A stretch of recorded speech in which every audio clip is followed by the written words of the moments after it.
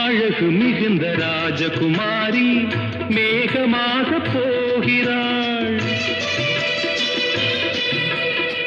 ஜரிகை நெளியும் சேலை கொண்டு மலையை மூட பார்க்கிறாள். பள்ளம் சிலர் உள்ளம் என ஏன் படைத்தான் ஆண்டவன்? பட்டம் பெற தேடுகின்றேன், எங்கே அந்த நாயகன்? மலையின் காட்சி இறைவன் ஆட்சி.